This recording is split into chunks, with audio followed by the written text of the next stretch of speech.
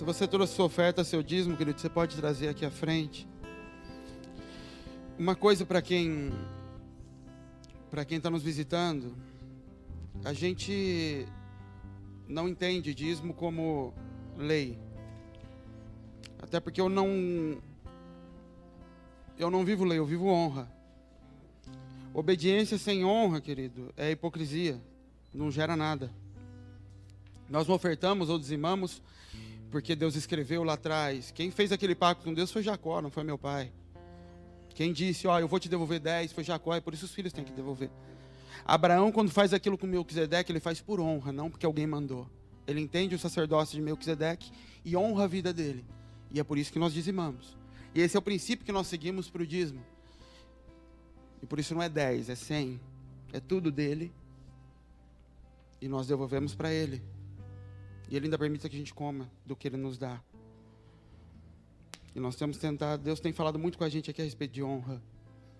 O que destrava as coisas no mundo, o que destrava as coisas no céu é honra. Não é apenas mandamento. Não é apenas cumprir a lei fria. E o mundo espiritual, ele se move por gatilhos, ele se move por leis. Ele não se move por emoções. E o problema é que a igreja, principalmente a igreja brasileira, a igreja latina, ela nos ensinou a mover por emoções. Então eu sinto as coisas. Eu senti de dar. Querido, eu não dou porque eu estou sentindo, eu dou porque eu sei. E eu não estou lançando fora aqui o Espírito trazer uma sensação, um entendimento na tua vida. Eu estou falando que a gente não se move por entendimento. A gente se move por sensações, por emoções. Por isso que a igreja brasileira é tão corrupta e tanta gente saqueando o dinheiro do povo com tudo quanto é coisa. Vendendo tudo quanto é coisa em nome de Deus. Dizendo que é para abençoar a tua vida. Porque a gente se move por emoção. Então um homem que fala bem, um homem que se parece comigo, um que não fala direito, o outro que usa chapéu, o outro que é o vovozinho, e cada um com uma característica atrai um grupo de pessoas diferente por emoção e não por propósito. E por isso que não se gera nada. Por isso que a igreja é gigantesca, entre aspas, no Brasil, e o Brasil está cada vez pior, porque não é a igreja de Cristo se manifestando. Várias instituições usando o nome dele, mas não é a igreja de Jesus, porque quando a igreja de Jesus chega, o governo para e começa a mandar prender os pastores porque eles estão tumultuando o povo. É isso que acontecia na igreja de Atos. Manda prender esse povo, eles causam tumulto. Eles estão reunindo pessoas. Enquanto você não vê isso acontecendo no Brasil ou em qualquer lugar, entenda, não é a igreja de Jesus. São instituições em que o pastor não tem por que bater de frente com o governo ou com qualquer situação do lado de fora, porque ele está se alimentando muito bem. E ovelha tem muito por aí. A gente precisa entender, querido, que você sabe qual a maior arma, o que Satanás mais usa contra a nossa vida? A maior arma que Satanás tem na mão é a Bíblia. Se Satanás tivesse que escolher uma arma para tocar na tua vida, uma só, ele ia usar a palavra. Sempre. Foi assim no Éden. Foi assim no deserto com Jesus. Ele não vai usar outra coisa. Ele sempre vai usar a palavra. Para te matar, para te escravizar. Ele usa isso. E sempre que eu fujo da presença do Senhor, para me relacionar com isso aqui e não com Ele, eu estou entrando pelo caminho que Satanás quis. A gente precisa voltar lá no Gênesis, no que Deus diz a respeito das coisas. Quando Deus criou o mundo, o que Ele liberava como ordem para toda a criação era multiplicação. Sempre que Ele criou animais, Ele falava multiplique-se. Ele criou árvores, multiplique-se. Ele criou o homem e a mulher, multiplique-se. Ou seja, qual é na essência a característica daquilo que é formado por Deus? Multiplicação. Então como é que eu sei que alguém está moldado à imagem de Deus? Ele multiplica. Ele pode entender tudo de Bíblia. Ele pode conhecer tudo da religião, da doutrina da igreja dele. Mas a característica de que Deus deu a ele imagem e semelhança é multiplicação. Você não vê Adão falando nada no Éden. Para você olhar e falar, ele tinha conhecimento de alguma coisa. Porque a imagem e semelhança, quando Deus te dá parte dele dentro de você, o conhecimento flui de dentro para fora e não de fora para dentro. Isso aqui serve para me informar e não para me formar. Revelação não é um estalar de dedo que Deus manda uma coisa do céu e você, meu Deus. Não, é uma informação que eu assimilo. E o Espírito que está do lado de dentro traduz aquilo numa verdade. Pronto. É uma revelação da parte do Pai. O Verbo se fazendo carne. Uma palavra sendo manifesta através do corpo de alguém, através da vida de alguém. E a proposta de Satanás para Eva é justamente o oposto. Saia da presença dele. Receba da palavra dele. Eu vou te fazer conhecer tudo o que ele conhece. E aí você vai ser igual a ele. Saia da presença do Pai e vá para a Bíblia, deixando a presença do Senhor. E ela recebeu, Satanás estava mentindo para ela, não, era verdade. Eles passaram a saber que estavam nus, eles passaram a conhecer o que era errado e o que era certo. Essa semana eu estava meditando com Deus e entendendo uma coisa em Deus, que o tempo, querido, que você passa diante dele, quanto mais tempo eu passo parado diante dele, é o que vai fazer com que eu assimile as características dele. Não é o quanto eu estou trabalhando para ele, o quanto eu estou fazendo para ele. Adão assimilou as características de Deus enquanto ele estava parado na presença do Senhor. Nem enquanto ele estava trabalhando, dando nome para boi, dando nome para bicho. Era na presença. E a busca por ter a presença dele fora da presença dele é o que Eva buscou em Satanás. Ter tudo de Deus sem estar na presença dele. Ao invés dela estar lá diante dele, ela está diante do diabo, buscando os desejos dela, usando a palavra. Satanás estava dizendo assim para Eva: eu vou pôr a Bíblia inteirinha dentro de você se você comer esse fruto. Conhecimento de bem e do mal. Eu enfio ela só goela abaixo de uma vez. Só você comer esse fruto. Foi o que ela fez. Coma inteiro. E a partir dali ela ela deixou de ter qualquer imagem e semelhança com o Pai. Nem na presença dele podia estar mais. Nada te afasta mais da presença de Deus do que conhecimento. Por isso que Satanás tenta levar conhecimento cada vez mais cedo às crianças agora. Fazer com que elas sejam cientes das coisas. Todas as vezes que você toma conhecimento de áreas que não era para você ter acesso, você começa a se afastar da presença de Deus. Quando eu olho coisas que não era para eu olhar, conhecimentos que não era para eu ter. Quando Davi está lá em cima e olha a mulher e a outra tomando banho, não era para ele ver aquilo, não era para ter acesso àquele conhecimento, e aquilo vai afastando ele da presença do Senhor. E se a gente olhar para a Bíblia como um livro para aprender sobre Deus, um livro para eu ser mais parecido com Deus, eu não consigo entender os princípios que existem por trás disso daqui. Eu vou, por exemplo, achar que graça veio depois de lei. A graça sempre existiu, lei é graça. Jesus estava retido, foi criado antes de mim e de você. Adão não era judeu, querido. Deus veio para os judeus. Adão não era judeu, Adão era filho. Abraão foi um plano B para Deus começar a gerar o sacrifício. Abraão gera um filho e mata ele na terra, crucifica ele na terra para mim aí no seu altar. Manifesta na terra o que eu tenho que liberar do céu. Profetiza a entrega de um filho para eu poder mandar o meu. Isso era Abraão. Não é... E às vezes a gente lê aqui, fala, mas está escrito que é. Querido Deus, ele vai muito além do que ele escreveu. Não é nada mentira o que está aqui. Mas a gente precisa interpretar que Deus, os caminhos que Deus tomou ao longo da história, dizem respeito a uma resposta ao nosso comportamento. E não a essência do Pai. Deus não passou a me amar porque os judeus negaram ele. Deus já me amava antes. Deus sabia que ia ser negado. Ele já sabia, e ele foi colocando os caminhos sabendo como o homem ia se comportar. Permitindo que o homem escolhesse seus caminhos. E propondo uma remissão para toda a terra. Sempre foi assim, mas para isso eu preciso voltar e olhar o Deus de Gênesis. O Deus do Éden.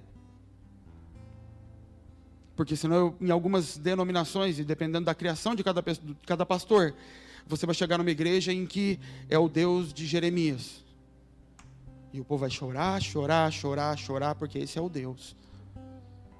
Para outros, é o Deus Jesus. Pode vir que eu vou dar tudo que você quiser. Porque eu sou bom, Jesus é bom. Jesus mandar matar os outros. Jesus vai mandar a gente embora. Jesus é bom. Para outro é o Deus do Apocalipse. Enfim, e a gente começa a localizar Deus na visão e no tempo de um povo específico que estava vivendo. Agora você quer conhecer a Deus na essência? Éden, volta lá no Éden. O pai fazendo um filho, falando se multiplique, governe sobre as coisas. Então qual a característica do filho? Multiplicação e consciência de governo. Consciência de que se eu não consigo dominar sobre as situações na minha casa, na minha vida, ao meu redor, alguma coisa está errada. Porque Ele me deu o governo. Porque Ele disse, o inferno não vai prevalecer. Então por que tem inferno na minha família? Por que o diabo continua aprisionando coisas? E ao invés de eu continuar gritando misericórdia, misericórdia, misericórdia, misericórdia, preciso parar e falar o que está acontecendo. Porque Deus disse que eu teria governo. E Ele vai dizer, tem mesmo. Só que governo é conquistado. O governo não foi conquistado na cruz. A autoridade foi conquistada na cruz. Existe uma diferença muito grande entre governo e autoridade. Governo é exercido. A autoridade pode ser passiva. Você tem autoridade sobre seus filhos, não tem? Se você quiser pegar uma vara para corrigi-los, Deus não te deu essa autoridade? Sim. Se você vai fazer ou não, é outra história. Você tem autoridade para dizer para o teu filho, você não vai namorar até os 20 anos de idade. O Senhor vai preparar uma esposa para você, e não uma menina para você ficar usufruindo do corpo dela e ela do teu, porque Deus não pensou nisso. Você tem autoridade para fazer isso com o teu filho? Tem. Se você vai exercer governo, é outra história. E como a identidade de filhos não está formada na maioria da igreja, a igreja clama por misericórdia em áreas em que era para ela assumir governo. E por que ela tem que clamar misericórdia? Porque ela não tem autoridade. Porque o que o Senhor deu na cruz foi o seguinte, uma carta para você poder ir diante do inferno, e bater na porta dele e falar, acabou. E arrancando toda a raiz de amargura, toda a maldição das minhas gerações passadas, que foram sendo passadas de pais a filhos, através da continuação de comportamentos errados, sustentados por pecado. E Ele te dá autoridade, arranca isso da tua família. Porque teu avô era alcoólatra, o teu pai foi alcoólatra, e na tua casa tem um marido alcoólatra, e você vai para a igreja clamar por misericórdia. E tentar lidar com o alcoolismo até o fim da vida, só por hoje, só por hoje, só por... Só que se eu não parar para entender Deus, eu começo a pegar esses caminhos e determinar, Jesus é rei, por quê? Porque está escrito, não, Jesus é Deus. Rei é a forma da manifestação que nós escolhemos nos relacionar com Ele. Jesus é uma mula, Deus é uma mula, não, por que Ele usou a boca de uma mula? Não é porque Ele é uma mula a partir daquele momento, mas porque o profeta burro não queria ouvir outro, então ouve a mula. Foi o comportamento do profeta que abriu a boca da mula, não foi Deus. E nós precisamos entender isso, e voltar em Deus, e voltar no Pai. Por isso que é tão fácil a denominação escravizar pessoas, porque eu me apego na forma que me foi apresentada. Então foi me apresentada a saia, foi me apresentado o cabelo, foi me apresentado a roupa, foi me apresentado uma série de coisas, e eu pego Deus na forma. Qual é a forma de Deus? Me conta, eu queria saber. Ele não tem, querido. Porque a partir do momento que Ele tomou a essência, o que sair para fora de forma espontânea é o que Ele tem para mostrar. Não é de fora para dentro que se forma, é de dentro para fora. Esse texto fala da Assembleia dos Primogênitos. Ele chama a igreja de Jesus celestial, quando a gente for para o céu, quando estiver lá, como reunião de primogênitos. Mas primogênito não é só quem nasce primeiro? Primogênito não é o primeiro filho só? Então só os primeiros filhos vão estar no céu. E você para e trava a mente, você fala, tem alguma coisa nesse negócio. Então todo mundo é primogênito. Aí eu preciso voltar atrás e entender o que é primogenitura. A primogenitura é que o que nascia primeiro tinha dupla porção. Não, volta atrás, antes. E tenta entender a figura do primogênito. Todo primogênito na Bíblia, o que ele recebia como essência, e na verdade é só uma manifestação do que Deus tinha do lado de dentro. A primogenitura é o filho que vai levar o propósito adiante. Então o que ele recebe? Ele recebe uma carga a mais de recurso, porção dobrada da herança. E ele recebe a profissão do pai. O primogênito recebia a profissão do pai. Ele levava o nome do pai adiante e recurso para cumprir essas coisas. Propósito, identidade e recurso. O pai dava as 3 coisas para o primogênito. Porque ele era melhor que os outros? Não. Porque era garantia de que, através desse tudo que o pai tinha confiado a mim, através do avô, que passou para mim, e vai ser levado adiante. E é o que Deus dá para Adão. Propósito, recurso, identidade. E Adão leve adiante e multiplique isso para os filhos. E quando a corrupção cai no mundo, Deus começa a pedir como honra o quê? A primícia. O que é Deus pedir a primícia?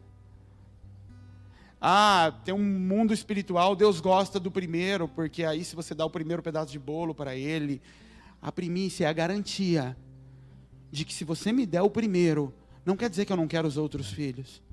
Não quer dizer que se você me consagrar o primeiro filho, você não precisa consagrar os outros. Você imagina que Deus queira isso? Você imagina que Deus queira que você dê o primogênito a ele, e os outros você pode fazer o que quiser? Todos são dele. Mas quando ele conserva o mandamento da primícia, aí é mandamento, me dá a primícia.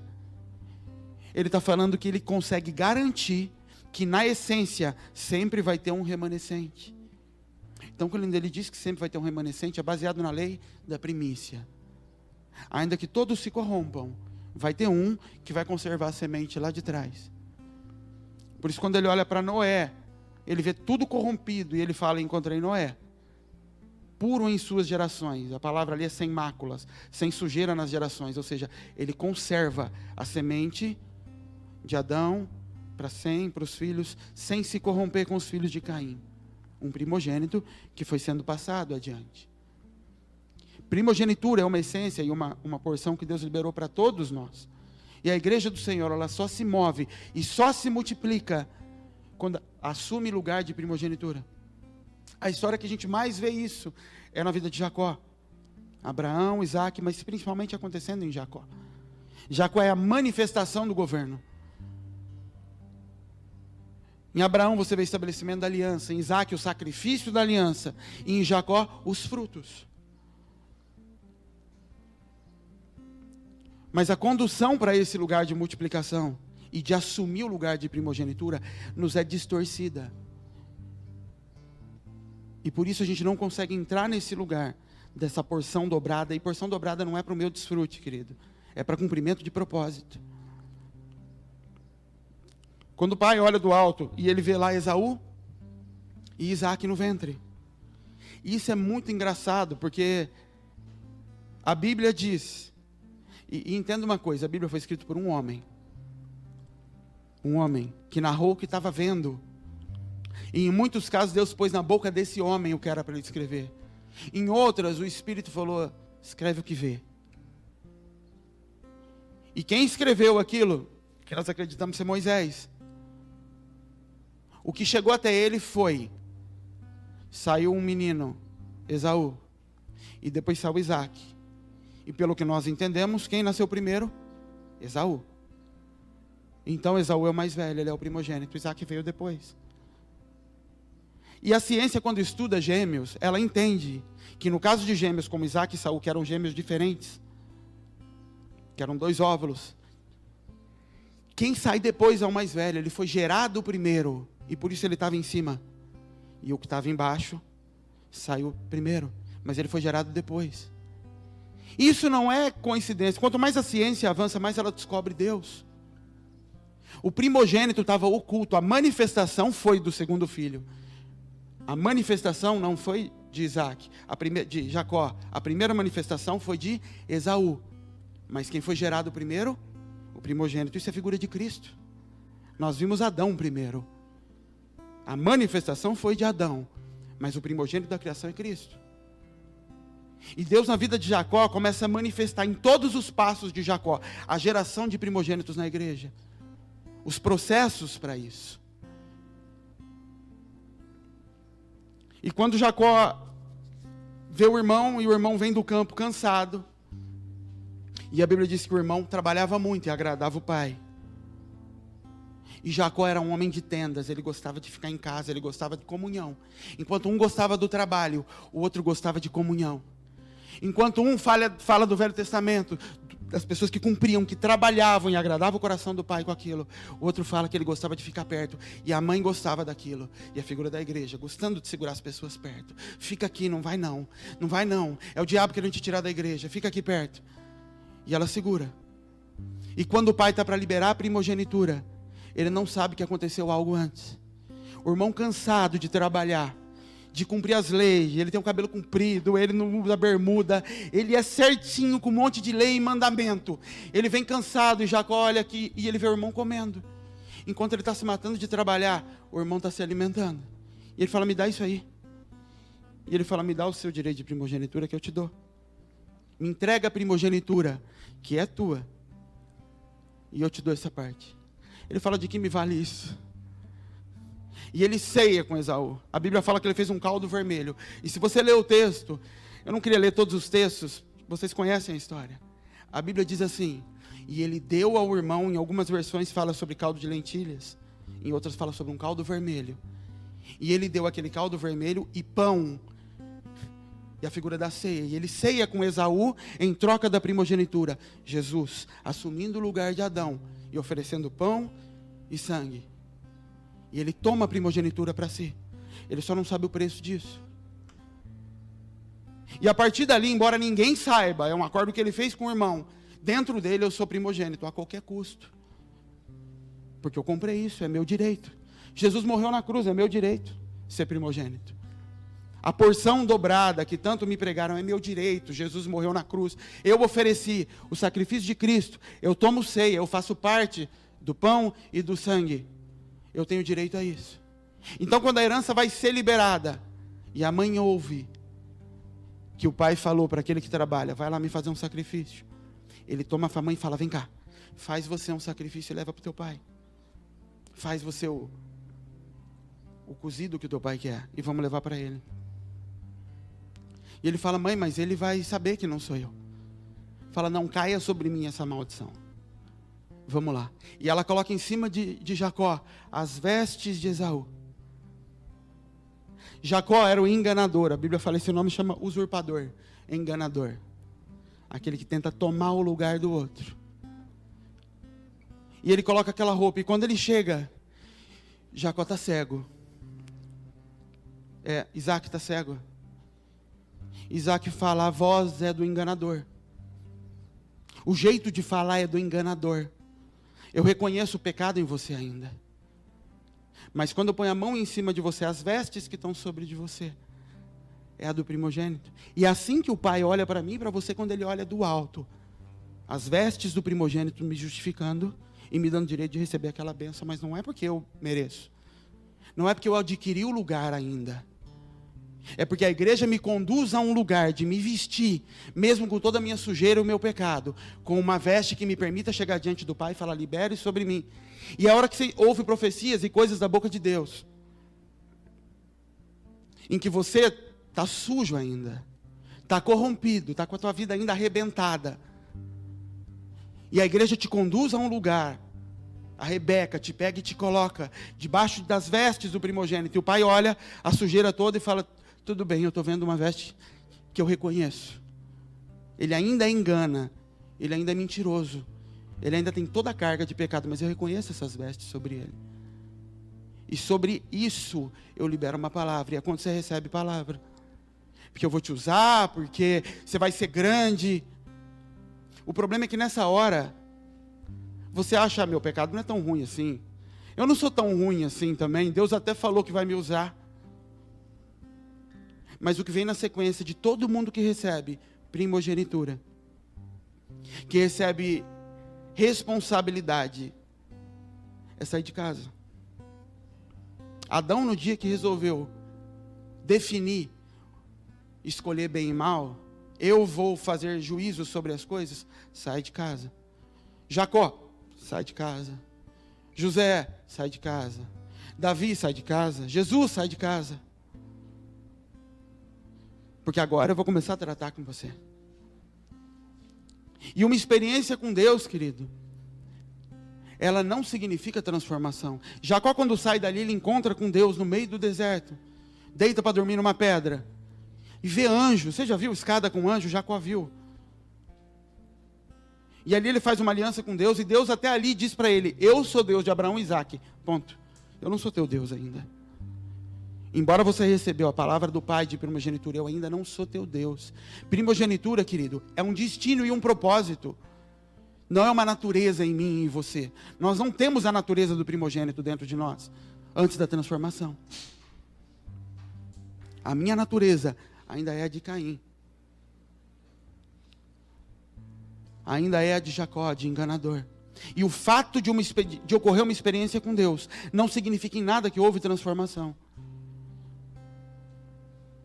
E Jacó é mandado justamente para um lugar onde ele encontra alguém exatamente como ele, Labão.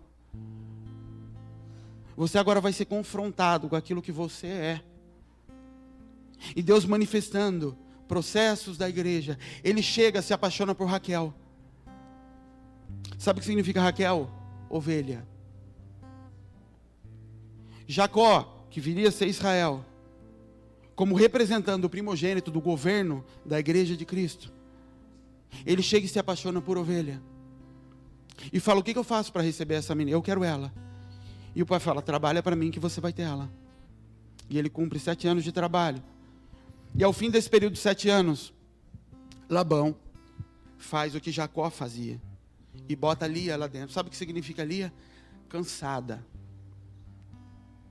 Ele está esperando a ovelha.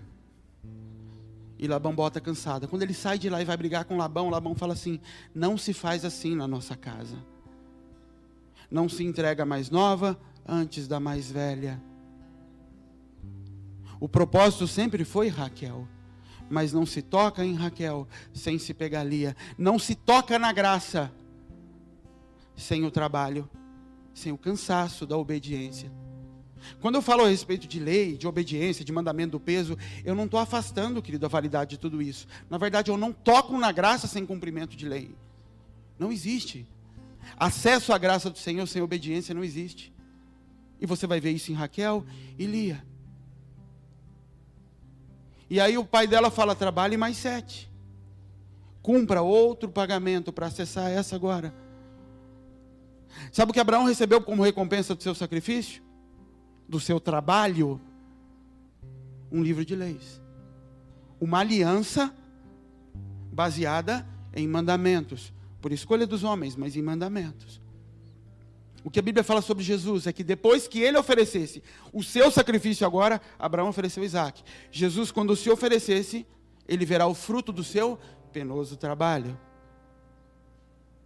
Então Jacó prefigura a aliança da lei e a aliança da graça.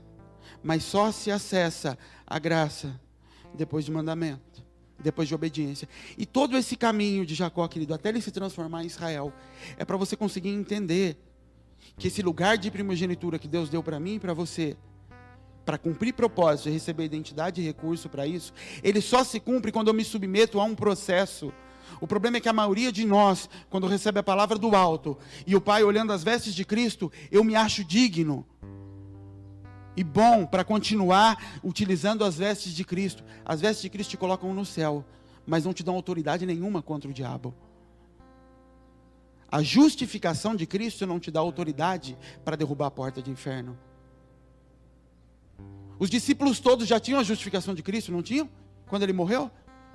E o que Jesus fala? Fiquem lá paradinhos, escondidos, até que recebam poder. A justificação não dá poder. O que dá poder é o Cristo dentro. E isso é um processo de tratamento. De deixar de ser quem eu sou, de abandonar quem eu sou e não de trazer aquela natureza e aquela personalidade para agora trabalhar para o Senhor, escondendo as falhas debaixo da roupa de Cristo. Então Jacó agora tem 2 esposas, 2 mulheres e 2 servas, Zilpa e Bila, a serva de Lia e a serva de Raquel. E ele está com aquelas 4 mulheres. Enquanto ele está vivendo com Labão, sabe o que ele recebe? 2 esposas, 2 alianças e 10 mudanças de salário.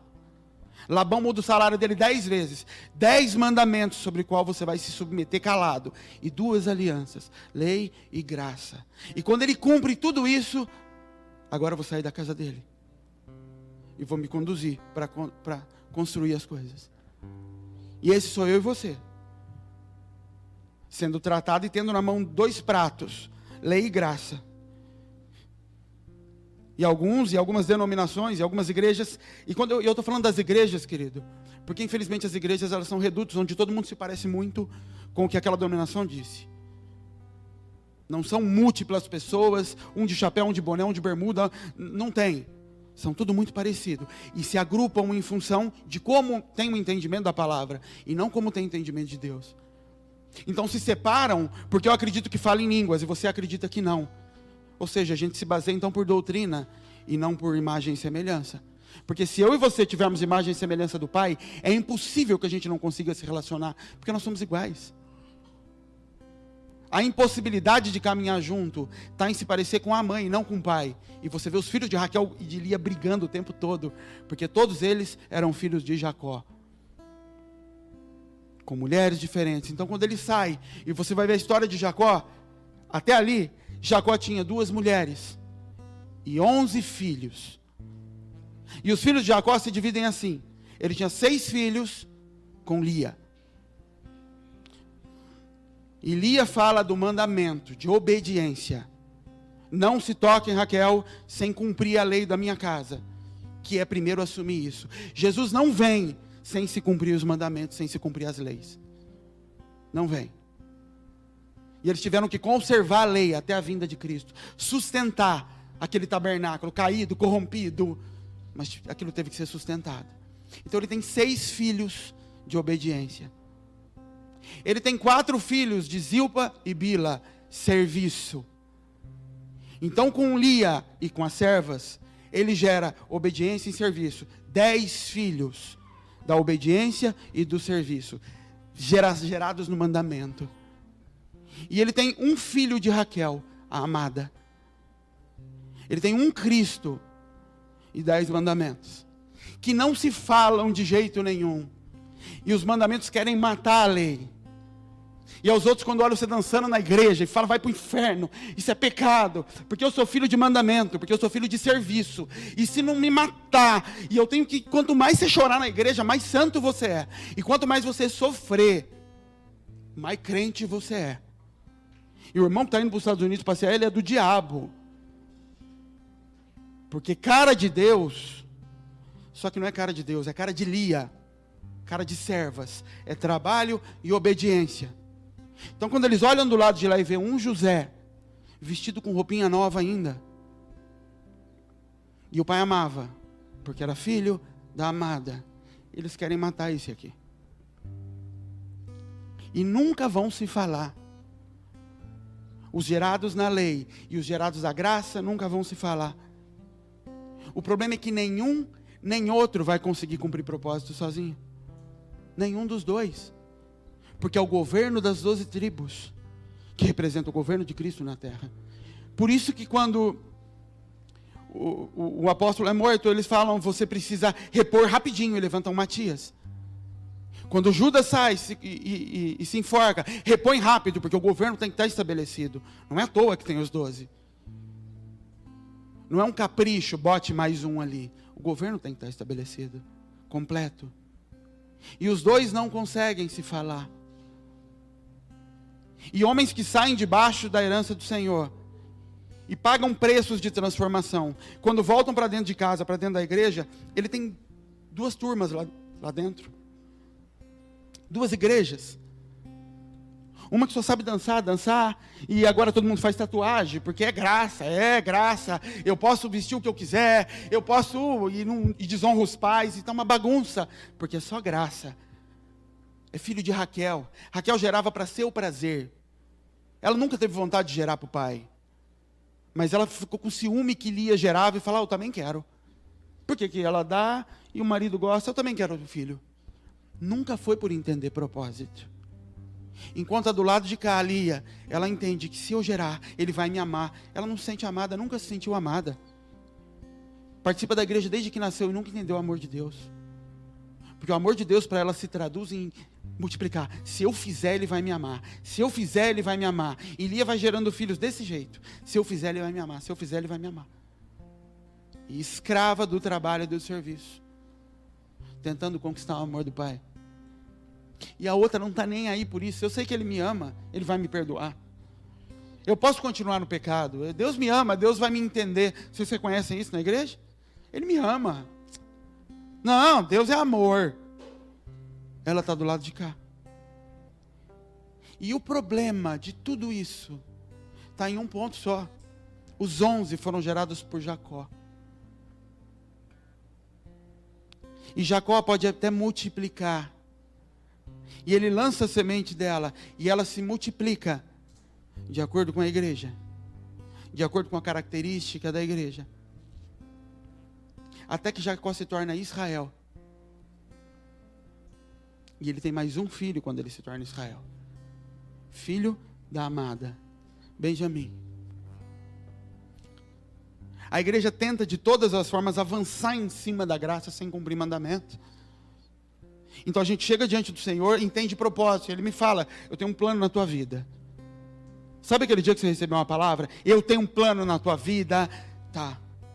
Ele fala, mas você vai ter que cumprir a mais velha primeiro. E a igreja quer avançar, e os filhos de Jacó querem avançar em cima. Às vezes a gente não entende por que algumas passagens são enfiadas em alguns lugares. Lia teve mais um filho, ela teve uma filha chamada Diná. E você vê essa história solta ali na Bíblia, sobre Diná e o Siquemita, você fala, o que esse aqui está fazendo aqui? Tá, é histórico, está ali no meio. Sabe o que acontece com Diná? Quando eles voltam e encontram com Esaú, eles vão para a terra de Siquém. Jacó compra um pedaço de terra ali naquele lugar. E fala, vamos nos estabelecer nesse lugar. Ele tem uma filha, uma só. E a Bíblia diz que na terra de Siquém, o rei de Siquém tinha um filho, que era o homem mais honrado da casa dele. Ele se apaixona por Diná. A Bíblia diz que ele era apaixonado por ela. Ele não era um louco, ele era honrado. E era apaixonado com ela. E sabe o que ele faz? Ele estupra essa menina. Ele tenta se apossar do prazer da graça antes do cumprimento da aliança. Antes de se cumprir o que era obrigatório fazer para se acessar a lei. E quando os filhos ficam sabendo disso, eles se revoltam. Como é que ele toca na parte do prazer? Ele fez o que meu pai não fez com Raquel e Lia. Ele tocou na parte do prazer antes de cumprir a aliança, antes de cumprir mandamentos. E ali é a hora que você começa a ver o caráter de Jacó transformado. Porque Jacó foi submetido a pagar a lei antes de graça. Mas quando ele vê aquilo, ele aceita em comunhão com os filhos uma proposta. Faça aliança com nós agora. Você chegou até a nossa casa pela graça. E isso é Cristo.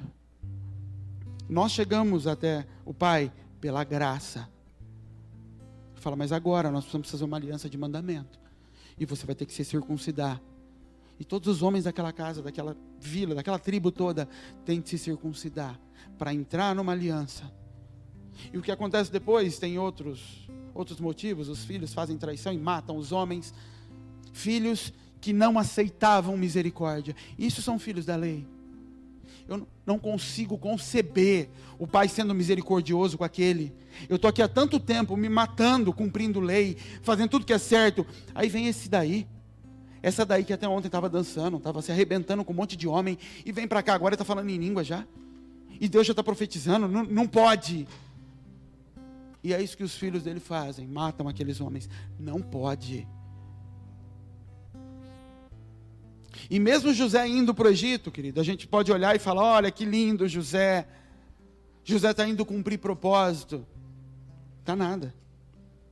José quando chega lá e passa por tudo aquilo, porque tinha um caráter correto, ele começa a gerar filhos. E nos filhos você começa a ver como estava o coração de José. Então ele gera um primeiro filho e fala assim, Deus me fez esquecer da terra da minha aflição. Ele está falando assim, Deus me fez esquecer daquele povo. Eu não tenho mais contato com aquele povo. Está rompido. Eu vivo na graça. Eu cresci numa igreja que oprimiam. O pastor brigava comigo o tamanho do cabelo. Ele pegava no meu pé. Eles matavam pessoas lá dentro. Agora eu estou na graça. Aquele povo vai para o inferno. A Assembleia vai para o inferno, aquele povo. Eu não quero, no céu eu não quero nem estar no mesmo bairro que eles. Eu não quero ver aquele povo. Povo ruim. Tentaram me matar. Agora eu estou aqui. E eles que se lasquem. Então, meu filho, eu nasci na graça, eu entendi graça, eu entendi amor de pai. E os irmãos da minha mãe me mataram. Então, meu filho, Deus me fez esquecer. Eu não tenho mais lembrança daquele lugar. E ele tem um segundo filho. Deus me fez prosperar aqui. Qual propósito José está cumprindo como descendente de Abraão? Nenhum. Ele prosperou. Ele está levando mensagem ao mundo. Então eu estou pregando. Eu prego, eu falo de Jesus nos lugares que eu estou. Quanto multiplicou a descendência de Abraão? Nada. Ou eu estou lá no meu trabalho, eu sou testemunho de Jesus no meu trabalho, eu falo de Jesus ali. Quantas conversões aconteceram? Quanta gente na tua família é transformada pelo teu testemunho? Ninguém. Eles se admiram, falam, pô, você mudou, hein? Está legal. Sabedoria que você tem, José. Só pode ser Deus te dar sabedoria. É verdade, é Deus mesmo. Propósitos e dons são irrevogáveis. Mas os filhos são gerados? Não, nenhum. E ele vivendo aqui. E os 10 vivendo lá em cima. E agora 11, porque Benjamim está lá em cima. E o segredo, querido, de tudo isso é Jacó se transformar em Israel. Porque quando Israel é quem se deita com Raquel, ela gera Benjamim. Quando ele é transformado, o que ele gera agora é Benjamim. E ao longo da Bíblia, Benjamim é quem une a lei e a graça. Sempre que os filhos estão brigados, é Benjamim quem entra com esse papel. Então aqueles filhos descem, encontram com José lá embaixo. E José é duro. E quando ele dá uma amolecida, ele devolve o dinheiro, deixa esse povo e fica fazendo aquela brincadeira com eles. E duro, resistente. Querendo pisar, querendo judiar, até que ele olha para Benjamim. E quando Benjamim está diante dele, ele não aguenta e cai no choro. E se rende aos irmãos. E os 12 se unem. Quando Judá é separado das outras tribos, e todas as tribos do norte querem destruir Judá, quem é que se junta com Judá? Benjamim. E quando a graça e a lei, depois de Cristo e os gentios, começam a se conflitar, quem é que Deus levanta? Um benjamita, Paulo. Para poder fazer a ponte entre as duas coisas. Entre a lei e a graça apresentada pelo Pai. Essa é a função de Benjamim, mas ele é gerado por Israel e não por Jacó. O problema é que ambas as igrejas, as que conheceram a graça e as que conheceram Deus através da lei, elas têm recurso. A igreja da lei tem recursos. Pensa numa igreja cheia de dom. Pensa num lugar que tem profeta saindo pelo ladrão. Vai na Assembleia de Deus. Hoje eu não sei tanto, mas pelo menos quando eu era criança. E por que não gera nada? Por que eu crescia ouvindo que... E querido, nada contra a Assembleia, até porque eu cresci lá, eu vou falar de lá. Eu cresci ouvindo que a gente estava ali esperando um ônibus parar na porta para me levar para o céu. Mas nunca que eu ouvi que Deus me deu autoridade para sair para o mundo, para entrar no governo e influenciar governo. Que política não é da igreja. O mundo não é responsabilidade da igreja. Nossa responsabilidade é tirar o povo do mundo, trazer aqui para dentro e fechar a porta rapidinho. O diabo está lá fora. Se tiver demônio aqui, manda para fora. E quando a gente for para a rua, a gente vai em grupo para fazer o culto na praça e junto. E faz o culto na praça, vê quem quer aceitar a Assembleia, não, aceitar Jesus. E volta correndo para dentro. E agora você é do meu time. Você é dos nossos agora.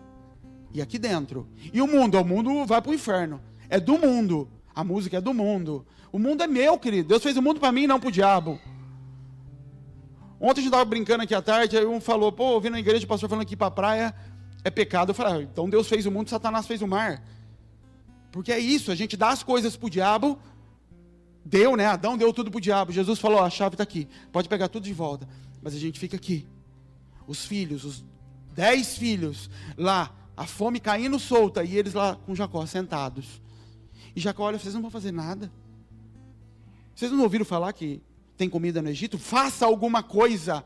Nós temos dinheiro, nós temos recurso. Nós temos dons, nós temos talentos, nós temos o Espírito Santo. Faz alguma coisa, igreja. Mas ela está lá com os recursos sentadas. E a outra do lado de cá está se utilizando do caráter de Cristo que ela conseguiu entender e assimilar para si, para gerar seus próprios filhos, com o caráter de Cristo, para dar destino para aquilo que ele tem gerado, para desfrute próprio apenas. Até que Benjamim vem, até que um filho de um homem transformado é colocado dentro da igreja, e consegue reunir. E a Bíblia diz que 70 descem para dentro do Egito. Uma geração é colocada dentro do Egito. Uma geração de homens e mulheres, e a igreja que Deus está levantando, que é colocada no Egito, para influenciar, para transformar, para trazer provisão em tempos de fome. O mundo não precisa da igreja, querido, quando ele está bem. José só sai da cadeia quando o Egito vai passar fome.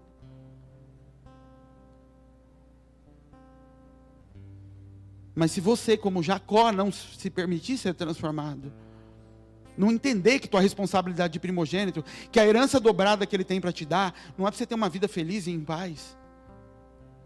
É recurso, porção dobrada é recurso para eu suprir o que eu preciso e para os próximos que virão. Isso é porção dobrada. Agora a primogenitura, querida, ela não vem, pelo quanto eu fico estudando. Porção dobrada vem pelo quanto eu me relaciono com o Pai. Por quanto tempo eu gasto sentado na presença dEle. Por quanto eu permito que a minha roupa seja tirada. Graça, querido, é coisa para humilde. A Bíblia diz, eu dou graça aos humildes e resisto aos soberbos. Ou seja, resisto, eu tenho até vontade. Deus tem amor suficiente para tocar, mas Ele não pode, é um princípio espiritual. Quem está cheio do conhecimento do Éden não pode receber o Cristo.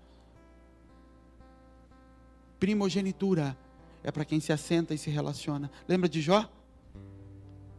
Cumpro todos os mandamentos. Ninguém tem de mais justo no mundo do que eu. Conhecia a Bíblia de capa a capa. Fazia sacrifício até pelos pecados que não tinham acontecido. E desaba o mundo em cima dele. E no fim da vida ele confessa uma coisa com a boca dele. Eu conheci o Senhor de ler a Bíblia. Eu conheci o Senhor de ouvir falar das histórias, está em tal lugar, eu acho que tal coisa, agora os meus olhos te veem, agora eu consigo me relacionar com o Senhor. Sabe o que Deus dá para Jó depois disso, você lembra? O quê? O dobro, primogenitura, o dobro do que você tinha, pelo relacionamento que agora você está tendo comigo, e não por obediência só. Não se honra sem comunhão. Não existe honra à distância. Não existe honra sem submissão, sem entrega. E sem honra, querida, eu não entro nesse lugar de primogenitura. Eu não recebo. Isso não é derrubado sobre a minha vida. Isso não flui. E eu vou viver a vida inteira sem entender por que a Bíblia não faz sentido na minha vida. Você não fala isso para os outros, porque a gente é orgulhoso, né? Então é glória a Deus, aleluia, está tudo bem, está maravilhoso, Deus é bom. Mas você não prova dessa bondade. Fala sério. Enquanto a gente continua mentindo. Porque lá na minha igreja, se eu falar que eu estou mal, eles vão me mandar embora. Se eu falar do que está acontecendo na minha vida, na minha casa, no meu trabalho, eles tiram meu cargo. Não posso, isso aqui é com Deus. Eu falo, que é isso? Para tudo. Para tudo. Porque Cristo não fica nu diante de Deus, Ele fica nu diante de tudo aquilo sobre o qual Ele vai assumir responsabilidade. Ele é exposto diante do mundo, não diante do Pai. O Pai, na verdade, vira as costas. E às vezes a gente acha que essa sujeira que você tem, você vai levar lá para o quarto, para lidar com Deus. Quem é que circuncida você? Quem é que pode apontar o dedo na tua cara? Quem é que, aliás, conhece o suficiente da tua vida, sabe de toda a sujeira sua, da tua esposa, do teu relacionamento? Quem é que sabe? Para quem que você vai falar que você viu pornografia? Fala. Para quem que você conta? Para ninguém. Por isso que você continua caindo. Porque Tiago diz assim, quando eu confesso a Deus eu sou perdoado. Por isso que você vai para o céu aceitando Jesus. Confessa seus pecados ao Senhor, eu sou perdoado, eu vou para o céu, e vai mesmo. Mas eu sou curado quando eu confesso uns aos outros. Sabe o que é maldição hereditária? É pecado não confessado. Porque a cura não veio. Então eu caio de novo. E a consequência desses pecados vem me visitando e depois vai visitar o meu filho. E os meus netos, porque os meus filhos repassam. É simples assim, maldição hereditária. Não tem misticismo. E sabe por que ela não é quebrada? Porque o aborto que foi feito lá atrás não foi confessado. Eu fui diante de Deus e o Senhor falou, eu te perdoo. Você vai subir para o céu comigo, eu te perdoo. Mas e aqui na terra, poder, autoridade? É outra história, confessa aos outros. Eu pequei contra o meu pai, e meu pai não está mais aqui, então você procura um pai agora. E vai diante dele arrumar o que não dá para arrumar diante do teu pai. Você lembra quando aquele homem chega diante de Jesus e fala, eu vou restituir 4 vezes o que eu pequei? O que eu fiz? Não é um número, 4 é bastante. Existe uma lei no Velho Testamento, dizendo que se alguém pegasse a ovelha do outro, ele tinha que restituir 4 vezes. Por isso que Davi perde 4 filhos quando mata Urias. Foi perdoado, foi, mas para restaurar o governo, isso tem que ser feito em público. Davi, o que você fez no secreto, seus filhos vão fazer ao sol do meio-dia, porque eu estou querendo te devolver não apenas perdão, mas cura e remissão, autoridade. Por isso que você não tem autoridade nem na tua casa. Por isso que o Senhor disse que você é a cabeça da tua casa, mas a sua esposa não consegue perceber essa autoridade. Ela olha para você e por misericórdia, ela fala, eu sei, Deus falou que eu tenho que ser submissa, mas é uma luta para me submeter a você. Por quê? Porque eu não assumi a autoridade no mundo espiritual. Porque tem coisas lá de trás que eu vim para o Senhor, confessei a Ele, Ele me perdoou, mas Satanás continua com a chavinha na mão, mas Ele ainda deve. Não, mas levou na cruz. Levou, querido. Então deixa eu te falar uma coisa. Eu dei um golpe no mercadinho ali em cima. Eu não era crente, dei um golpe no mercado. Aí eu me converti. Jesus me perdoou? Sim. O processo na justiça foi extinto? Não. Aquele homem me perdoou? Não. Porque eu devo a ele. E eu não fui lá tomar da mão dele o escrito de dívida que ele ainda tem contra a minha vida. E no mundo espiritual a gente tem um monte de escritos de dívida. E acha que Deus é um Deus que mima os seus filhos. Então você um dia, rapaz, lá atrás, foi lá e tirou a virgindade de mulheres. Mas eu me converti, glória a Deus por isso, sim, aquele monte de altares de demônios que foram derramados naquelas camas, em que demônios se apossaram daqueles lençóis, como chaves no mundo espiritual, e aquelas mulheres presas em coisas, e você também sem saber, e você não volta para arrumar. E eu não digo que você deve ir lá, você tem que ter sabedoria de como fazer, mas eu preciso ir diante do Senhor com essas coisas, e chamar alguém e falar, vem cá, eu preciso confessar isso, eu preciso abrir a minha boca, eu preciso colocar para fora aqui, e me humilhar diante do meu pecado, porque Satanás não pode ter autoridade. Depois ele vai visitar tua filha, e aí tua filha engravida com 18 anos, e você, mas eu fiz tudo certo, e o pai lá de cima fala, mas eu sou justo, você pegou minhas filhas lá atrás e fez mal a elas, e eu tenho que repor. Por quê? Porque o mandamento não passou, querido. Os 10 mandamentos caíram. Não caíram. Jesus disse que nem o mandamento passaria. Você pode matar agora, porque a lei chegou? Porque a graça chegou? Não. E o segundo mandamento diz, porque eu sou Deus zeloso, que visito a iniquidade dos pais nos filhos até a 3ª e 4ª geração. E esse mandamento não passou. E Deus é zeloso, te ama, mas é zeloso, e está visitando o teu pecado, do que teu pai cometeu e não confessou e está escondido. E aí ele visita na tua vida, e você também encobre isso, a manifestação que vem sobre a tua vida, o desejo incontrolável por sexo, por bebida, por uma série de coisas, e você encobre e esconde, porque eu vou falar isso na igreja, eu sou louco, eles me mandam embora, porque foi a igreja que você conheceu, os filhos de Lia. E também não é essa daqui que vai falar, não, está tudo bem, Deus é bom, Ele perdoou. A igreja responsável, em que José vai falar assim, Deus me deu os mesmos dons e talentos, traz toda a minha família para cá, e todos vão comer debaixo do governo que o Pai me deu. Tudo vai ser arrumado. E aí as coisas começam a prosperar. E aí o que era 70 vira 3 milhões. Aí você não vai ficar igual um bobo, recitando dentro da igreja, porque é minha, a terra é minha, onde pôr o pé, só do meu pé, porque vai multiplicar 10, 100, 30, e me dá. Não acontece nada. E aí de repente alguém dá testemunho na igreja e fala, olha, mas só com eles, comigo não é. E você está atribuindo às vezes Deus bênçãos e coisas que nem foi Ele que deu, e Ele fala, tá bom, mas não fui eu que fiz, foi seu trabalho, foi teu esforço. E você mente no teu trabalho, você engana.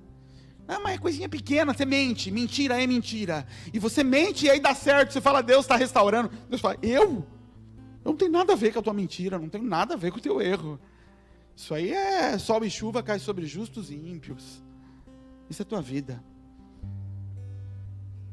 Mas aquela semente que você recebeu não germina. Porque Jacó só se torna Israel quando ele se submete a Labão. Quando ele morre diante de um enganador. Para sustentar um caráter. Para sustentar aquilo que ele entendia que Deus queria da vida dele. Senão nada vai gerar, querido. A gente tem que parar de ouvir algumas coisas do diabo e mentiras. E o Senhor falou isso aqui de manhã. De que é assim mesmo. Se por um lado tem gente pregando que, não, vai lá e exige de Deus. E fala que o Senhor vai te dar. Fica firme, dá uma oferta boa, contrata isso, compra aquilo. E ele vai, não é isso. Porque o Senhor não tem presentes para me dar, Ele tem herança. Quando Abraão perde Sara, ele se casa com Quetura, gera filhos, que são os árabes inimigos. Além dos 12 filhos de Ismael, ainda gerou mais 5 filhos que são nações inimigas de Israel até hoje. E quando Abraão tem que dividir as coisas, a Bíblia fala que ele deu presentes para os filhos de Quetura. E a herança, ele deu para Jacó, para Isaac. E nós, como filhos de Quetura, filha de igrejas, nós nos parecemos com a mãe, mas não tem nada do pai. Sabe, tua esposa ou teu marido, que ele parece demais com a igreja onde vocês frequentam? Mas quando chega em casa, você não consegue ver Deus nele. Você vê a igreja nele. Você não vê o pai nele. É isso, querido. Filhos de concubina. E não filho de promessa. Filho gerado com a cara da mãe. E por isso que briga com os filhos da outra mãe. Mas quando os 12 se reúnem debaixo de Israel, os 12 geram 12 tribos. Os 12 geram governos. Você consegue entender que era para você estar gerando e multiplicando? E se a multiplicação não está ocorrendo, é porque eu não assimilei imagem e semelhança do meu pai. Nossa, mas não é, isso não é. Não é na minha vida, porque eu sou orgulhoso, não é. É isso. E sabe por que eu não adquiri imagem e semelhança? Porque imagem e semelhança é estabelecida com relacionamento e não com palavra. Por isso que para fazer o homem, Deus põe a mão. Ele não dá ordens. Sabe por que eu nunca adquiri imagem de Deus desde pequeno? Porque eu nunca tive um pai para pôr a mão dentro de mim, nem na igreja, nem fora. Então eu ficava olhando e tentando copiar comportamentos. Porque quando eu era criança, eu nunca sentei no colo de um pastor. O pastor nunca me pegou no colo, me chamou de filho desde pequeno. E eu fui me acostumando a me abrir com um homem, a expor minha nudez para ele. E depois de grande, eu chego e falo, paz do Senhor, pastor. Paz do Senhor, pastor. E o pastor também não, coitado. Ele também foi assim, pior ainda lá para trás. Cada vez mais distantes, isolados. Cada um vivendo na sua torre, sem poder mostrar sua sujeira e sua nudez para o lado de fora. E vai todo mundo para o céu? Vai. Só que ninguém constrói reino. Porque céu, querido, até ladrão na cruz vai.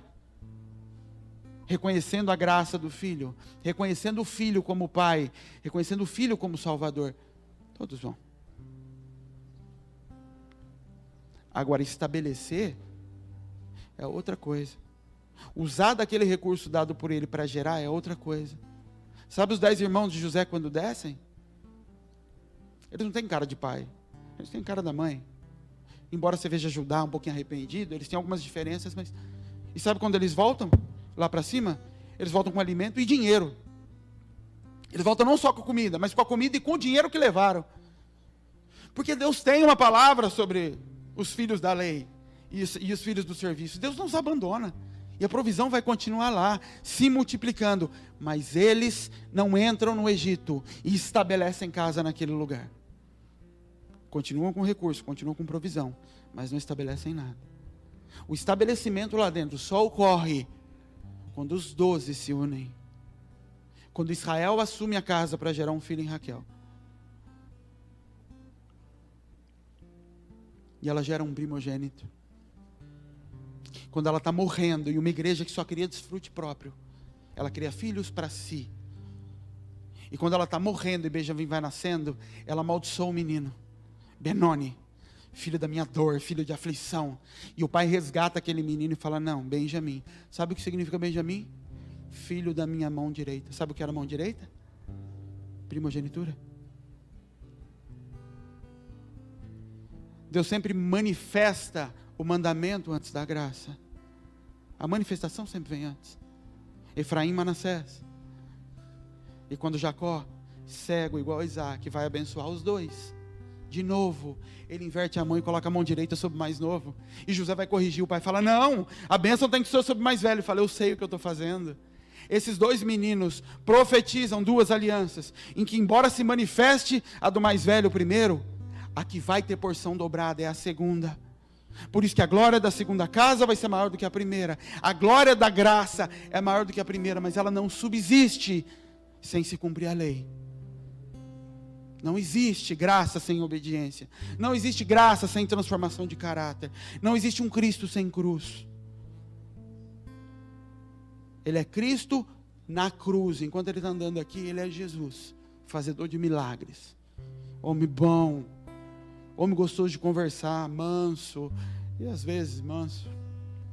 Mas Cristo é na cruz. Fica de pé, querido. Vamos orar.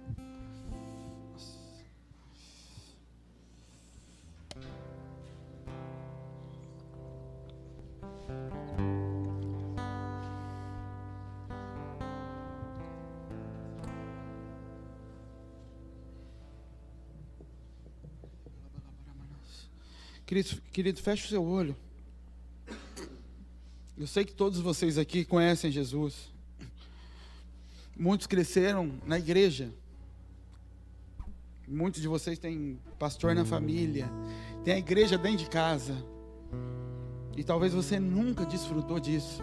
Nunca entendeu isso. E tem uma síndrome de vira-lata, que é isso que Deus tem para mim, deve ser isso. E como eu sou bonzinho e obediente, eu não questiono também, deve ser isso. O problema, querido, não é a tua ambição. O problema é que se você não está gerando filhos, tem algo errado. Mulheres estéreis na Bíblia são figuras de igreja que não geram. Quando os juízes se corrompem e a nação de Israel quer entregue a juízes, é entregue à idolatria. A tribo de Dan institui idolatria no meio do povo de Israel de forma sistêmica. E quando aquilo ocorre, aparece uma Ana estéril, uma igreja estéril, dizendo, eu te entrego o meu primogênito. E começa uma descendência de profetas agora na igreja de Cristo. Um povo que era o povo de Deus. Ninguém tinha dúvida que era o povo de Deus, mas não gera. E vive de aparência. E quando alguém chega, fala, quem são você? Ah, gente, é os filhos de Israel. Nós somos os filhos do Deus vivo. Mas vocês estão aí acomodados, enfiados num canto, e cheio de inimigo em volta, e lutando com o inferno, tentando entrar por tudo quanto é janela, e vocês dando chinelada no diabo para ele sair pela janela. Mas os filhos de Deus não são aqueles que iam andar e os demônios vão fugindo diante de você? A manifestação do Filho de Deus não é aquele que entra na sinagoga, o demônio manifesta lá no canto.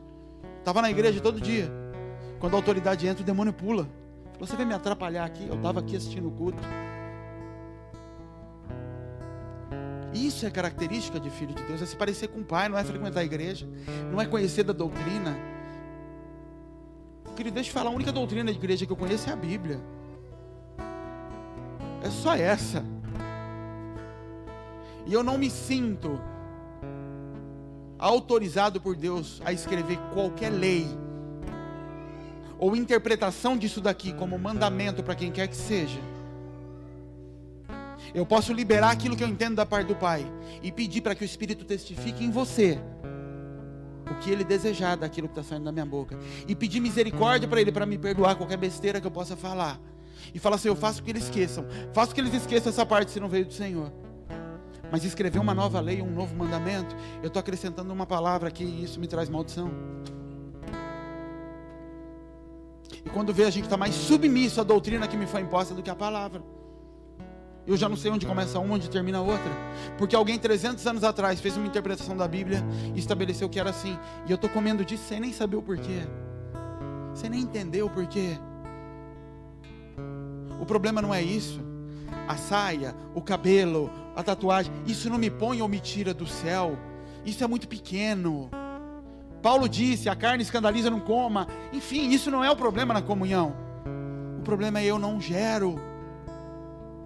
Porque muitas vezes eu não me sinto à vontade nem para chegar diante de Deus, se eu não estiver com a roupa certa. Porque Deus é Deus, e se você for diante de um juiz, você vai bem arrumado. Depende, se ele for meu pai, eu vou sem camisa. Mas entender o pai, como José entendia pai. E entender a mãe, como os outros 11 entendiam. E no centro de tudo isso, o teu caráter de Israel. E parar de andar como Jacó no meio da igreja do Senhor. Porque tudo que eu vou gerar é divisão. Porque eu não vou multiplicar sobre a terra. E porque Satanás não me respeita. Os 11 filhos de Jacó, a descendência de Abraão, sabe Abraão? Aquele da aliança com Deus, ele só é aceito no mundo quando os 11 se encontram com José. Aí Faraó fala assim, manda trazer toda a família para cá. Sabe quando os mandamentos da igreja e as nossas verdades que nós temos aqui na palavra vão ser entendidas pelo mundo? Quando a lei se encontrar com a graça. Porque o que a Rede Globo gosta da igreja é a festinha gospel. É Deus é bom, Deus é feliz. Vai lá falar o homossexualismo é pecado. Não, essa parte a gente não quer. Sabe por que essa parte a gente não quer? Porque José está lá no Egito, separado dos mandamentos. Porque Jacó não se levantou dentro da igreja. Para esse cara entrar lá e ser convidado para ir dar uma entrevista, ele vai sentar. E na primeira oportunidade ele vai falar, é graça, Deus é bom. Mas o homossexualismo vai te levar para o inferno. Porque os mandamentos, os filhos da lei continuam vinculados. Eles não se separam. Embora o mundo conheça Cristo. E Cristo foi entregue aos gentios. Pelo menos é assim que a gente entende. Através de Cristo. Ele traz atrás uma descendência. Uma geração. Um livro. Para entender o que é certo e o que é errado. E se isso aqui não for junto. Eles continuam lá. Fechados nas igrejinhas. E olhando para a televisão e tacando pedra em quem está lá. Porque quem está lá também não está levando as verdades lá para dentro. Está dando nome para os seus filhos. De Deus me fez prosperar na Rede Globo. Deus me fez prosperar na Som Livre. Deus me fez prosperar na terra da aflição. E os outros que se lasquem são os malditos e por isso não avançam. Ou qualquer coisa do tipo. Porque os filhos não se juntaram. Porque os propósitos das duas esposas, das duas alianças não estão unidos em Cristo. Sonda teu coração, querido. Tudo começa com humilhação. Não existe propósito sem humilhação, entenda isso. Não existe a possibilidade de você cumprir propósito sem humilhação. Os humilhados serão exaltados, não tem a ver que se eu sofri muito, Deus vai me exaltar. Quanta gente você conhece, que nasce pobre, nasce humilhado, morre humilhado. Aquela humilhação da palavra tem a ver, aqueles que se humilham, que se submetem como Cristo, vão ser exaltados. Filipenses. Se entregou, se humilhou, se entregou, se dobrou, se prostrou, e por isso recebe o nome que está acima de todo nome. Identidade com autoridade, nome acima de todo nome. Sem humilhação não acontece. Sem confissão não acontece cura. Ah, mas eu não tenho com quem falar, aí é outra história, aí o buraco é mais embaixo. Pai, me dá um pai. Por isso Jesus está olhando e falando, vocês têm muitos mestres e poucos pais. Você tem muita gente para ficar falando para você o que é certo e errado, e muito pouca gente para te colocar no colo, te corrigir, te circuncidar, te fazer sangrar e te dar destino depois. Esse é o problema de vocês. Muita gente conhecedora de Bíblia, mas pouco pai. E quem gera filho é pai, não é pastor. Quem gera filho é ovelha se relacionando com ovelha. Não é pastor, pastor não cruza com ovelha, pastor conduz. Pastor une propósitos, ovelha macho com a fêmea, separa as que estão doentes, mas elas entre si começam a se multiplicar e se reproduzir, dar seus filhos. Não é simples de entender? Joga isso fora com Paulo. Paulo não tinha uma dessa. Modo de dizer, tira isso e dá o que você é.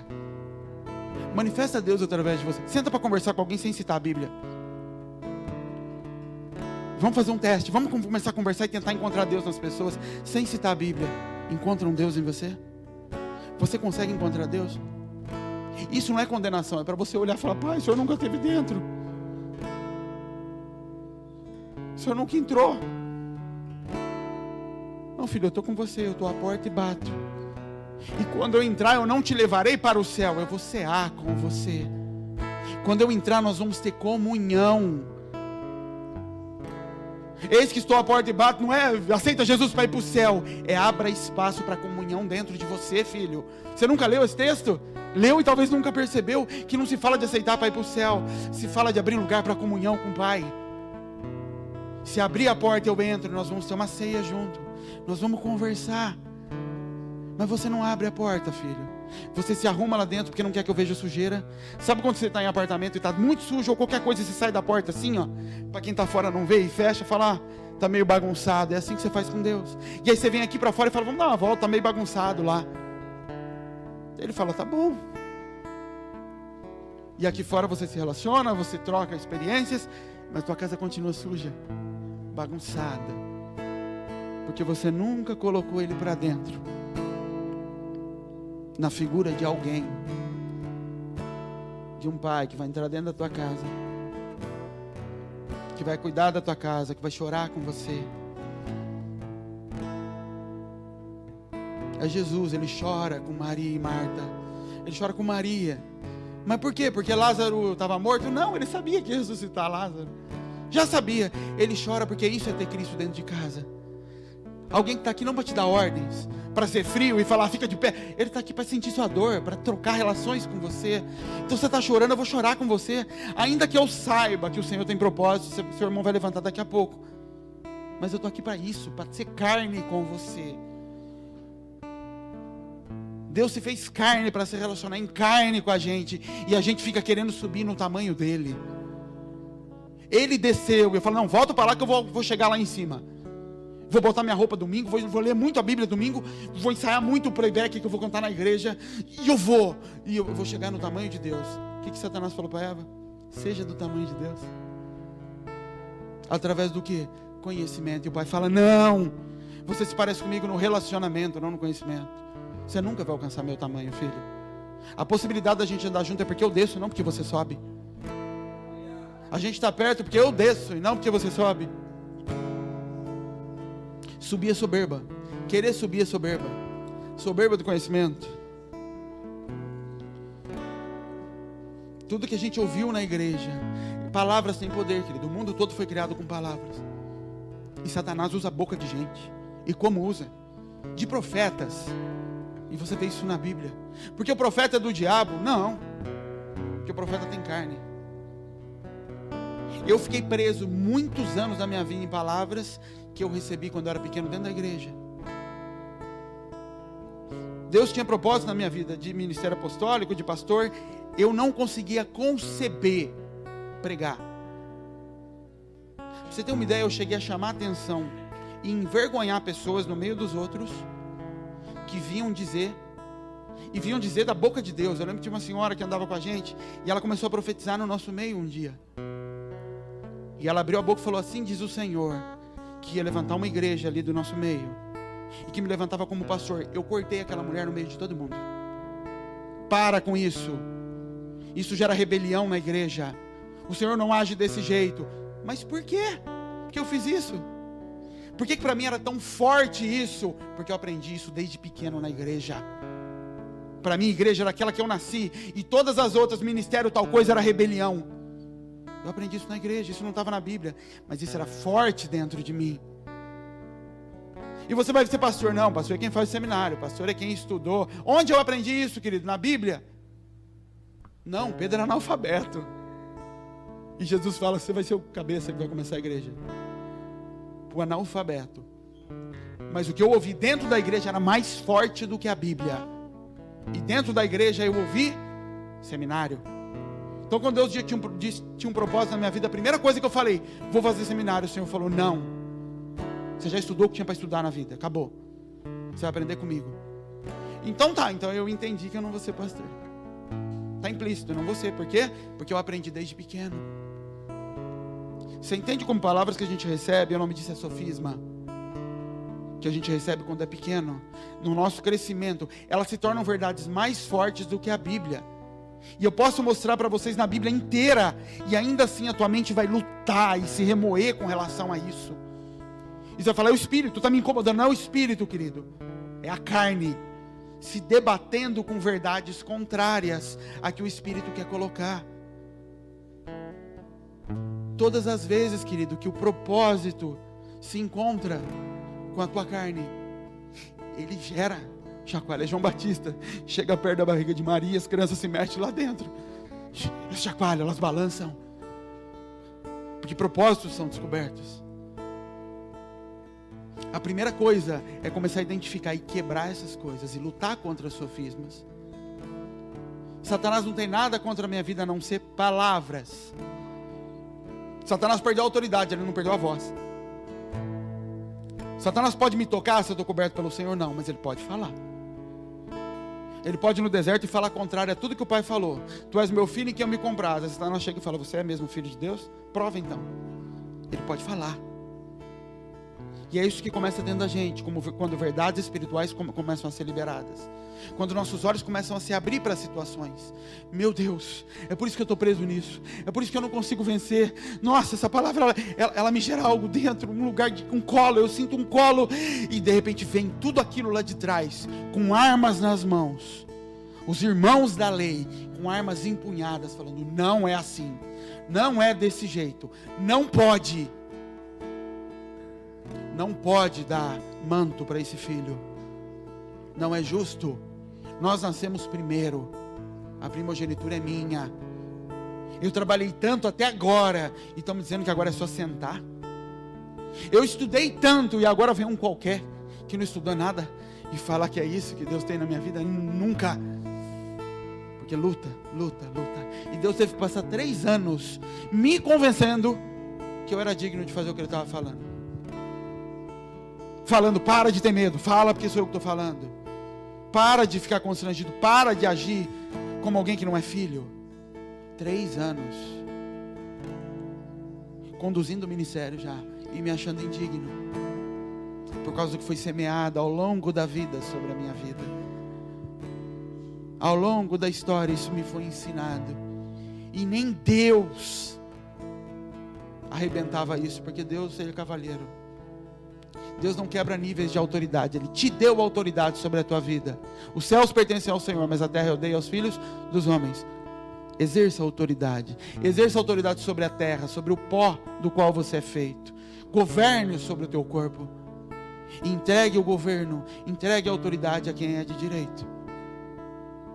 Fala com Deus, querido. O Espírito Santo está nesse lugar. Satanás não tem autoridade. Que o Espírito Santo quebre todo sofisma. Que o Espírito Santo comece a trazer a tua mente. Que o Senhor traga sensações de colo de pai e de filho que talvez você nunca teve nele. Que o Senhor consiga quebrar toda a dureza, todo o muro que foi criado na tua vida ao longo de anos, de hipocrisia, de ter que se mostrar bem quando está mal, de ter que se mostrar forte enquanto você está fraco diante dos outros. Isso eu faço para Satanás e para as minhas fraquezas. Isso eu não faço, querido, diante do Pai. Diante do Pai eu sou fraco. Diante do Pai eu vou para o colo dele.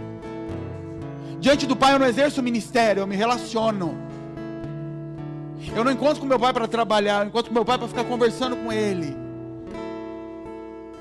E aí ele me impõe de autoridade e fala, vai agora, filho, e espalha isso lá na terra. E depois volta aqui no jardim no fim do dia para a gente conversar de novo. E eu estou aqui de novo amanhã. E você volta amanhã. Não para fazer, para falar comigo, para se relacionar comigo. Em nome de Jesus, eu repreendo todo espírito do inferno que tenta fechar os ouvidos nessa manhã. Todo espírito maligno que tenta impedir a ação do Espírito Santo. Em nome do Senhor Jesus. Que o Espírito que clama Abba Pai entre em corações essa manhã. Que o entendimento do Abba seja entendido muito além do hebraico e do entendimento físico da palavra. Que o entendimento do Pai ganhe corações essa manhã. Que nós possamos chorar como crianças diante do Senhor nessa manhã. Que nós possamos voltar a ser crianças e chorar diante do Pai, a despeito de toda a dureza que a religião gerou no teu coração. Chora diante do teu Pai.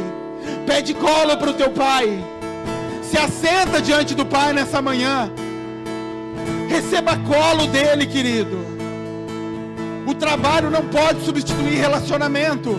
O conhecimento não substitui relacionamento. Jesus quer entrar e cear com você, mas isso só vai acontecer quando você abrir as portas, quando você quebrar com todo orgulho, toda hipocrisia, toda capa que te ensinaram a mostrar. Quando a tua sujeira for aparecida, ela pode ser lavada, querido.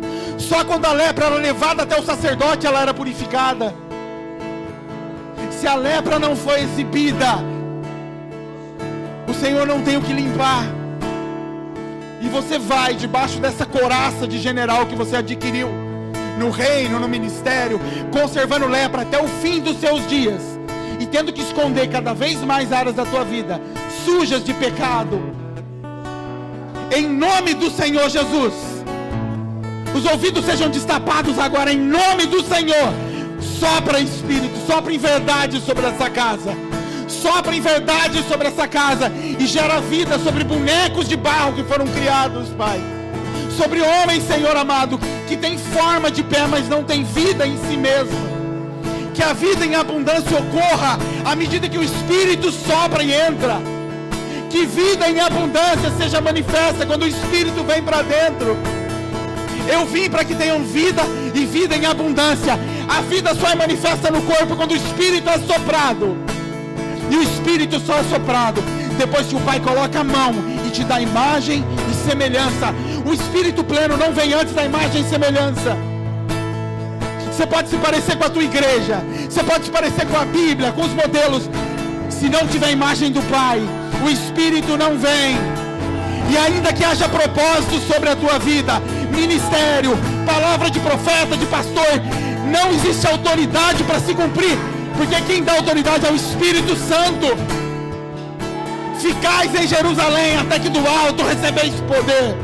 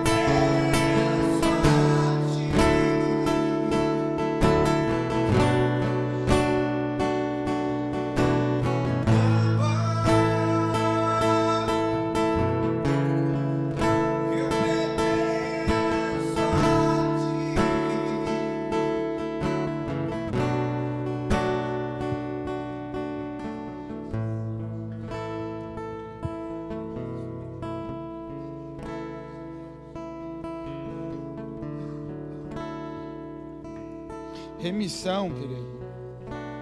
Remissão é pagar o preço que é devido por mim ou por quem me antecede, e eu colho frutos tanto de herança como daquilo que eu devo pela parte dos meus pais. No mundo espiritual, da mesma forma que os filhos de Abraão colhem até hoje da prosperidade do voto de Jacó, até hoje também eu colho das coisas erradas que são feitas pelos meus pais. Eles colhem de tantos inimigos lá pelos erros de Abraão, pela quantidade de mistura que os pais das tribos fizeram com outras tribos, enfim, os dois lados acontecem.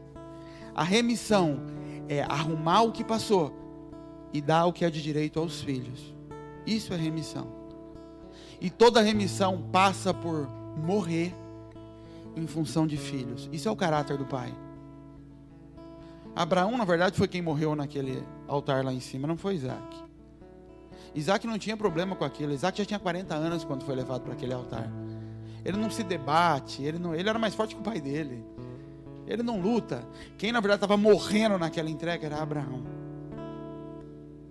Deus sente muito mais dor em ver Cristo na cruz do que a dor que Cristo sentiu no corpo. Doeu muito mais no coração do pai ver o filho ser rasgado daquele jeito do que a dor que Cristo sentiu. Por isso que Jesus tem que virar para o pai e falar: pai, perdoa eles, pai. Sei que seu coração deve estar revoltado com esses homens, porque Deus tem emoções. Perdoa eles, pai. Tem um homem na Bíblia em Juízes chamado Jefté. Um homem que não entendia nada de pai. Ele era filho de uma prostituta. E de repente surge uma chance na vida dele cumprir um propósito. Ele é chamado para liderar um exército. Sabe o que ele dá em troca da vitória? E ele promete isso para Deus: uma filha.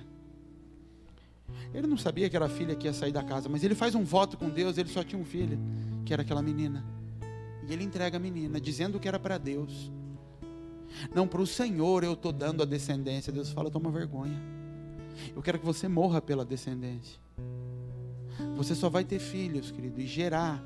Seus filhos só vão ser libertos de maldição que perseguem a tua casa há muito tempo, quando você se humilhar e se entregar. Enquanto você ficar se escondendo, e você chama isso de propósito, e é orgulho.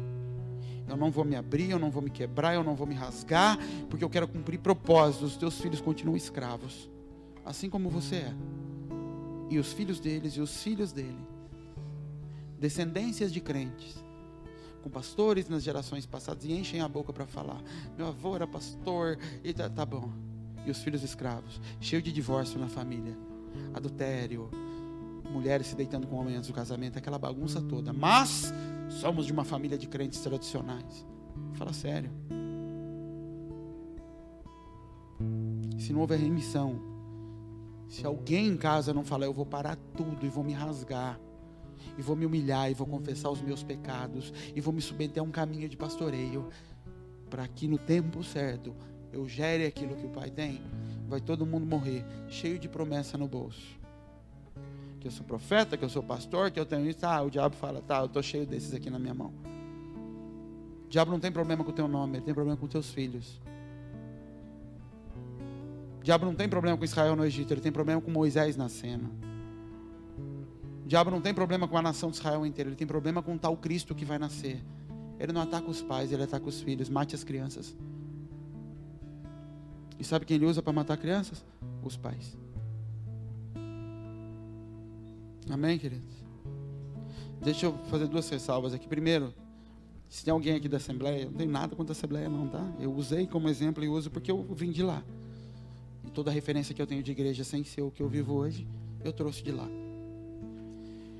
A gente vai ter aqui no dia 19, Deus falou com a gente há um tempo atrás e começou a nos trazer entendimento e ensino sobre libertação. E o que é libertação? E o que é a tal maldição hereditária? E o que é, e que não é fazer a terça-feira do sal? O que não é nada disso? Não tem nada de místico. Tem a ver com a ajuda do Espírito, entender gatilhos e chaves que Satanás ainda tem na mão de crentes. Entender que na cruz Deus nos deu autoridade.